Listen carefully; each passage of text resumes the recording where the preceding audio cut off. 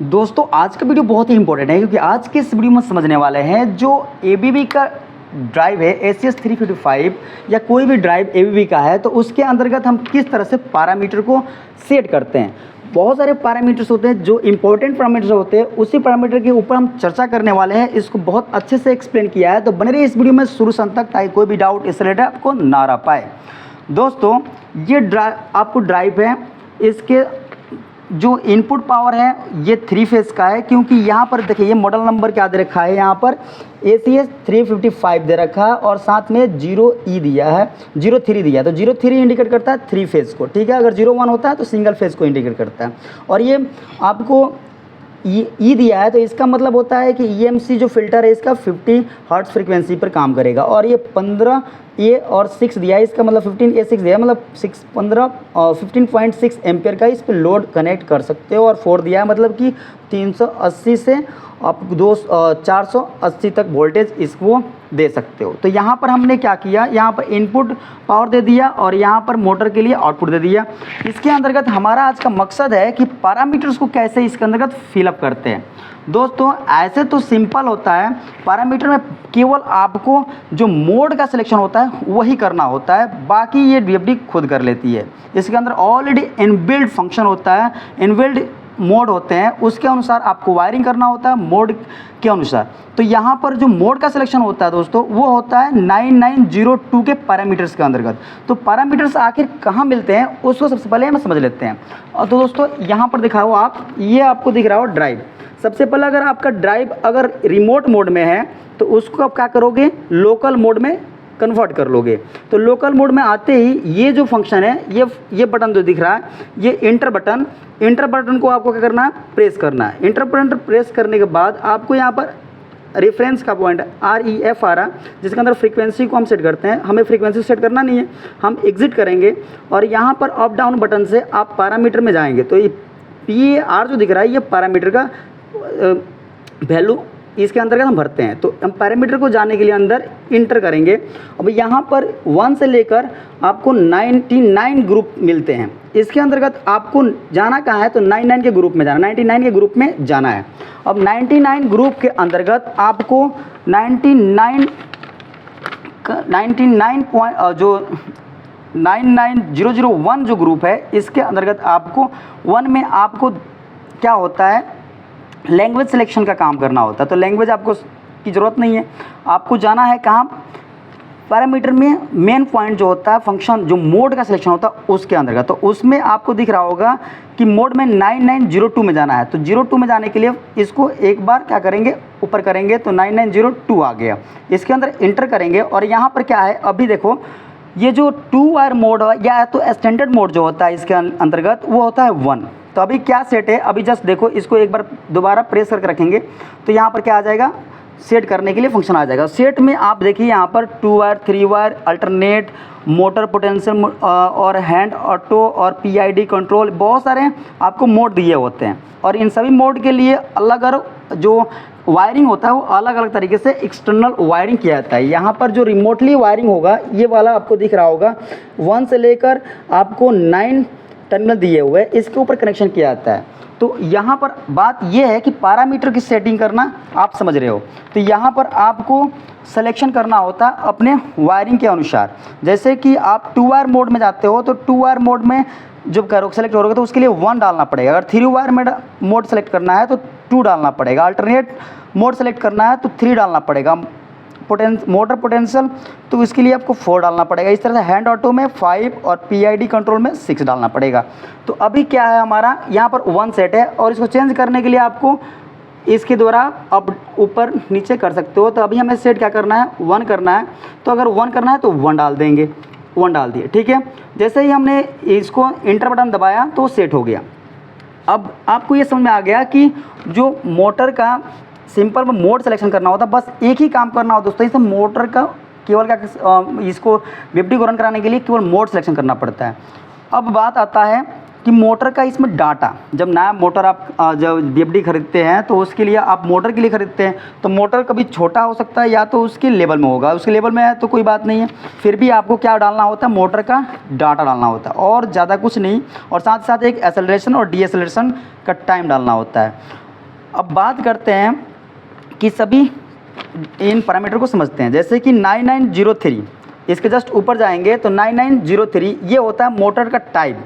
तो जस्ट यहाँ पर दबाएंगे, यहाँ पर क्या है मोटर टाइप आप देखोगे तो AM, जिसको असिंक्रोनस मोटर के लिए यूज किया जाता है। जितने भी इंडक्शन मोटर होते हैं दोस्तों वो सारे क्या होते हैं, हमारे असिंक्रोनस मोटर ही होते हैं। और PM SM जो होता है वो होता है परमानेंट मैग्नेट मोटर। तो यहाँ पर परमानेंट मैग्नेट के लिए मोटर के लिए नहीं है, यह अपना मोटर है सिंपल सिंक्रोनस असिंक्रोनस मोटर मतलब इंडक्शन मोटर। तो इसके लिए हमें क्या करना, 9903 में हमें 1 सेलेक्ट करना होगा। ऑलरेडी यहाँ पर 1 सेलेक्ट है, तो हम इसको अगर छेड़खानी करना चाहें मतलब कि चेंज करना चाहें तो हम यहाँ से चेंज कर सकते हैं। इसमें 2 ही फंक्शन दे रखा, 2 ही डिजिट दे रखा है, या तो 1 सेलेक्ट करो या तो 2 सेलेक्ट करो। तो हमें यहाँ 1 ही सेलेक्ट करना है, तो इसको 1 ही सेलेक्ट रहने देते हैं। अब उसके बाद आता है मोटर कंट्रोल मोड। अब मोटर का जो कंट्रोल मोड है वो कौन सा है, तो 9904 में जाने के लिए हम इसको अप करेंगे 9903 में, और 9904 में जाएंगे। और 9904 में आपको सेलेक्ट करना होता है कंट्रोल मोड कि वेक्टर स्पीड में चाहिए, कि वेक्टर टॉर्क में चाहिए, कि स्केलर फ्रीक्वेंसी में चाहिए। तो हमारा जो अधिकतर यूज होता है मोटर को कंट्रोल करने के लिए स्केलर फ्रीक्वेंसी में होता है। तो हम इसमें क्या करेंगे, 3 पुट कर देंगे। 3 ऑलरेडी रखा हुआ है तो कोई दिक्कत नहीं है। अब बात करते हैं कि अगला पैरामीटर क्या होता है, तो अगला पैरामीटर होता है 9905, जो कि मोटर के लिए जो यूजफुल है उसी पैरामीटर की बात कर रहे हैं दोस्तों। तो 9905 में जाने के लिए हम इसको ऑफ करेंगे और इसको जाएंगे। तो यहाँ पर देखिए 9905 जो होता है वो होता है मोटर नॉमिनल वोल्टेज, मतलब मोटर आपने जो लिया है ये कितने वोल्टेज पे ऑपरेट होता है। तो हमारा ये मोटर है ये 3 फेज पे ऑपरेट होता है, मतलब कि 415 वोल्ट इसको चाहिए। तो यहाँ पर क्या है 400 वोल्टेज है, तो अब इसको चाहे तो चेंज कर सकते हैं। ठीक है, इसको हम बढ़ा देंगे, कितना कर देते हैं दोस्तों, 415 वोल्ट कर देते हैं। इसको सेट करने के लिए दबाएंगे, सेट हो जाएगा।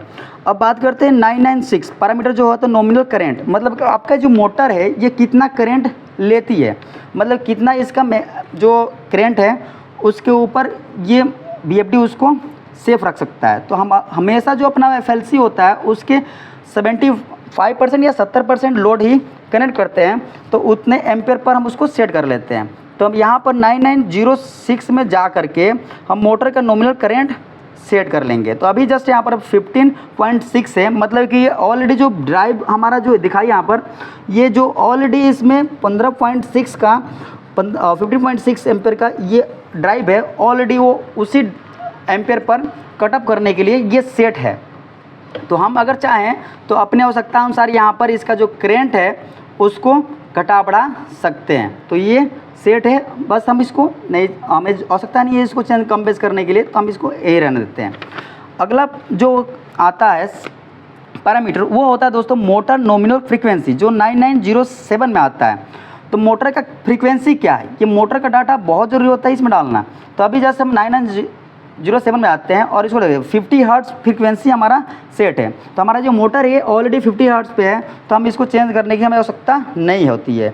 9908 जो मोटर नॉमिनल जो स्पीड है वो क्या है, तो अभी जस्ट 9908 में आते हैं और देखिए यहाँ पर 1440 RPM है। हमारा जो मोटर है ये 1440 RPM का है, तो हमें इसको छेड़खानी करने की ज़रूरत नहीं है।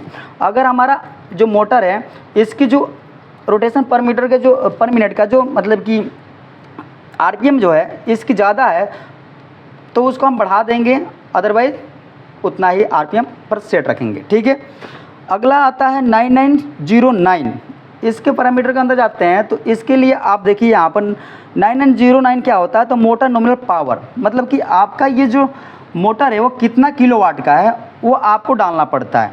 ठीक है, यहाँ पर जस्ट हमारा या तो किलोवाट या तो HP जो भी है आप यहाँ पर डालोगे। जैसे कि आप देखो यहाँ पर 7.5 ये 7.5 हमारा HP है, मतलब 7.5 HP का मोटर के लिए हमने ये ड्राइव लिया है, तो वो आपको दिखा रहा है।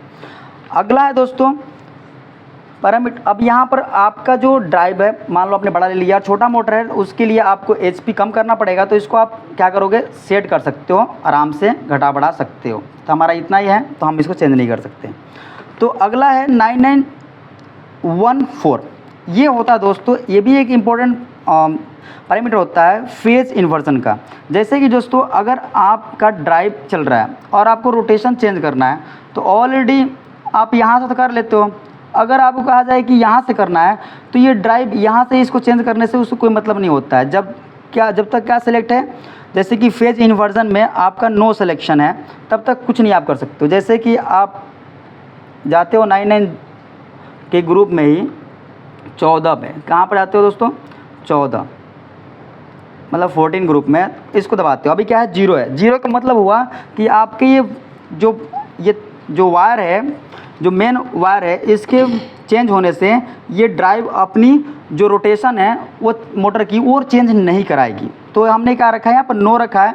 आप चाहो कर चेंज कराना है तो यहाँ से भी चेंज कर सकते हो। इसमें क्या सेट करना पड़ेगा, यस करना पड़ेगा, तब जाके ये अगर वायर आपके 2 फेज चेंज करोगे तो उसकी डायरेक्शन चेंज हो जाएगी, अदरवाइज़ वो चेंज नहीं करने देगा। तो उम्मीद करता हूँ कि जो मेन पैरामीटर है वो आपको पूरा अच्छे से क्लियर समझ में आ रहा होगा। अब एक पैरामीटर आता है दोस्तों एक्सेलरेशन और डीएक्सेलरेशन टाइम का, वो भी समझना बहुत इंपॉर्टेंट है। तो उसके लिए आपको जाना पड़ेगा, हम एग्जिट करते हैं। ये ग्रुप है दोस्तों 2202 मतलब कि 2202 ग्रुप में। तो इसके लिए दोस्तों हम जानेंगे 2 वाले में। तो ये जस्ट देखिए 22 में जाना पड़ेगा, तो जस्ट 22 ग्रुप में जाते हैं। देखिए ये 20, ये 22 के अंतर्गत हम ग्रुप में जाते हैं। और 2202 जो होता है आपका एक्सेलरेशन का होता है। तो हम इसमें एक्सेलरेशन देखते हैं। ऑलरेडी ये 5 सेट है, एक्सेलरेशन 5 सेट है। हम क्या करेंगे, हमें जितनी आवश्यकता होगी, जैसे हम इसको करते हैं एक्सेलरेशन टाइम को थोड़ा बढ़ा लेते हैं, हम 10 कर लेते हैं। एक्सेलरेशन टाइम थोड़ा ज़्यादा कम है। मतलब एक्सेलरेशन क्या हो दोस्तों, जब मोटर स्टार्ट हो तो कितने आसानी से जो हमारा सेट वैल्यू है उसको ये पिक मतलब कि एक्सेप्ट करेगा, मतलब वहाँ तक पहुँचेगा, कितने स्पीड में पहुँचेगा उसको दर्शाता है। तो हम इसको क्या करते हैं, सेट करते हैं 10। मतलब कि जब हमारा मोटर स्टार्ट होगा तो धीरे धीरे उसकी स्पीड बढ़ेगी। हमने इसको कर दिया 10। तो ये एक्सेलरेशन टाइम आपने भर रखा है। अब बात करते हैं डीएक्सेलरेशन टाइम। तो डीएक्सेलरेशन टाइम के लिए आपको जाना पड़ता है इसी में, जैसे देखिए डीएक्सेलरेशन टाइम आपको भरना है। तो इसके लिए जो 2203 मतलब कि 2203 में जाना पड़ेगा। तो 2203 में जाते हैं और इसके अंतर्गत आपको भरना होगा क्या, तो ऑलरेडी यहाँ पर डीएक्सेलरेशन टाइम मतलब जब आप मोटर बंद करोगे ना उस वक्त वो कितना धीरे धीरे बंद होगा, मोटर की स्पीड किस पोजीशन से कितने स्पीड से बंद होगी, मतलब घूमना बंद होगा, वो डिपेंड करता है डीएक्सेलरेशन टाइम पे। तो अभी डीएक्सेलरेशन टाइम कितना है, 5 है। तो अगर हम इसको चेंज करना चाहें तो हम इसको चेंज कर देंगे। अभी हमको ज़्यादा चेंज करने की ज़रूरत नहीं है, तो हम रहने देते हैं 6 पे ही रहने देते हैं, ठीक है।